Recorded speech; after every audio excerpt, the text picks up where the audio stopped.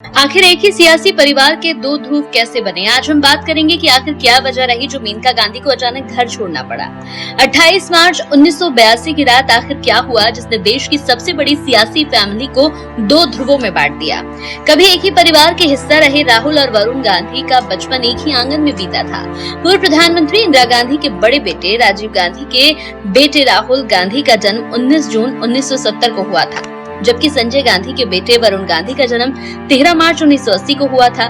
दोनों परिवार एक साथ एक ही आंगन में रहते थे। बात सीधी सी है। दिसंबर 1980 में संजय गांधी की विमान हादसे में मौत के बाद सब कुछ बदल गया। मेनका की उम्र उस वक्त बमुश्किल 25 साल रही होगी। संजय की विरासत राजीव के हाथों में जा रही थी। इंदिरा और मेनका छोटी छोटी बातों पर लड़ पड़ते थे। खुशवंत सिंह ने अपनी आत्मकथा में साफ तौर पर लिखा कि अनबन इतनी बढ़ गई थी कि एक घर के नीचे यानी एक छत के नीचे रहना भी बेहद मुश्किल हो गया था।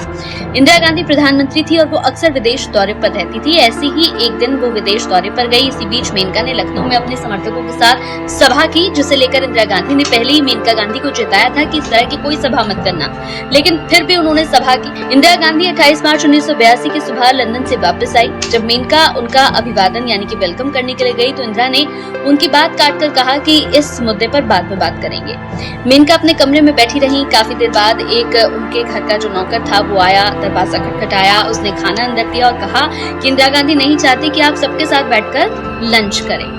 तो इसी तरह से कुछ दिन तक ये सारी चीजें चली। उसके बाद इंदिरा गांधी ने साफ तौर पर मेनका गांधी को कहा कि मैं नहीं चाहती कि तुम यहाँ रहो, तुम यहाँ से चली जाओ, अपनी माँ के घर चली जाओ या कहीं भी जाओ, लेकिन तुम इस घर में नहीं रह सकती। इस तरह से बात बिगड़ी और इसके बाद तमाम जो मीडिया वाले थे वो प्रधानमंत्री आवास के बाहर वहाँ पर खड़े हो गए और उसके बाद लगभग रात के 11 बजे मेनका गांधी अपने 2 साल के मासूम से बेटे वरुण गांधी को लेकर घर से निकल गई।